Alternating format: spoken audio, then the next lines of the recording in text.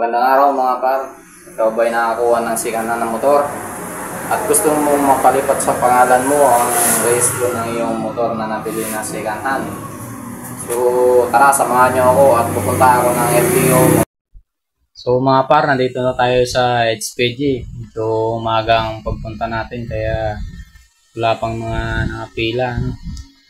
So maghihintay na lang tayo para sa pag-open nila ng mga 8 pa sila mag-open. So ito na mga par, medyo dumami na yung mga tao. Una-una mga par, pagka pumunta kayo rito, dapat kompleto na yung clearance nyo, yung mga papel nyo. Tapos dito nyo dadalhin sa information na ito. Shoutout nga pala sa mga pulis ng HPG dito. No? Ang babait ng mga pulis dito mga par, so hindi kayo matatakot na pumunta rito. Dahil mga mababait sila. Shoutout nga pala dito sa nag-assist sa akin bro, thank you ah. Mabait ko mga para tsaka yan si shoutout sa kay sir ano. Mabait yan siya, mabait yung mga pulis natin sa HPG, mabait sila. So shoutout sa inyo dyan sa HPG Las Piñas. Mabait yung mga HPG pulis natin dyan mga para, kaya pag pumunta kayo dito, ma-assist kayo nila. Basta kompleto lang yung mga requirements nyo, mga papilis nyo.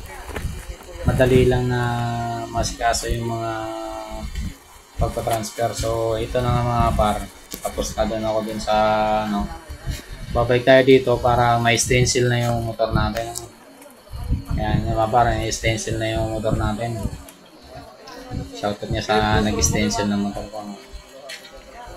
So pagkatapos ito par, pagkatapos mag-stencil, hintay lang natin yung clearance natin para diretso na tayo dun sa LTO.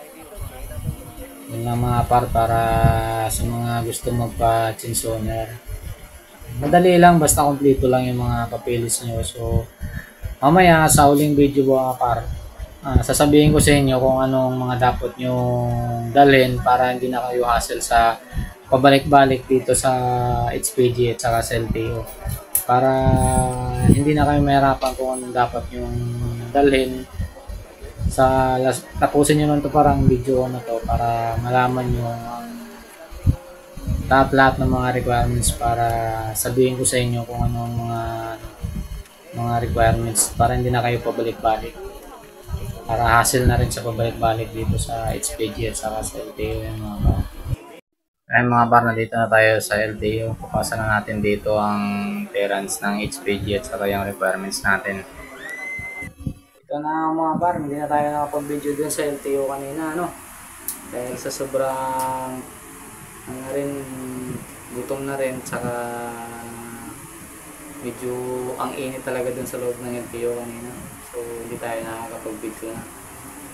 So sa mga gustong pumunta ng LTO, HPG para magpa-change owner, ito lang masasabi ko sa inyo mga para ano. Pumunta muna kayo doon sa may stencil ng LTO. Ipa-stencil nyo muna yung mga motor nyo. Tapos, pagkatapos na may stencil yung mga motor nyo, diretso kayo doon sa may LTO para magano kayo ng confirmation ng mother of file ng inyong mga motor. So, mag-request muna kayo doon mga par ng sa confirmation. Tapos, after 2 weeks o 1 week, depende kung kailan magre-reply ang yung mga par, ang mother of file. Mas maganda kung 1 linggo lang mga par, magre-reply sila, mas mabilis, mas maganda yon. So pag nakuha nyo na parang pag nakuha nyo na yung kopya ng mother of file nyo, so i-evaluate yan dun sa may HPG. Pagkatapos na ma-evaluate sa HPG mga par, doon na naman kayo i-stencil ng HPG ang inyong motor. Pagkatapos may stencil mga par, bibigyan kayo ng stop kung kailan kayo babalik. So after 3 days mga par, ang kalimitan na binabalikan ng clearance. So pag nakuha nyo na par yung clearance nyo, dadalhin nyo na doon sa LTO. Pagdating sa ipasa nyo sa LTO, i-evaluate yan doon sa LTO mga par.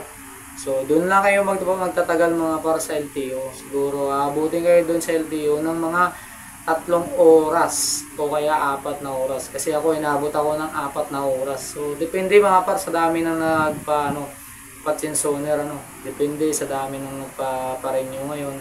So dagsa talaga mga par, dapat aga-agahan nyo yung pagpunta ng LTO para hindi kayo aabutin ng hapon pagka nag-aasikaso kayo. Kailangan maaga kayo pumunta mga par para hindi kayo magugutuman tulad ko, nagutuman ako dito. Nagutuman tayo mga par, nagutom kasi hindi mo pwede iwanan mga par kasi baka tawagin ka, wala ka doon, di ba mga par? So, ayan na mga par. Kung tungkol naman sa kung magkano nagastos ko mga par, dahil kasama yung mga par, kasama yung renewal ng sa akin, pagka-change owner kasama renewal.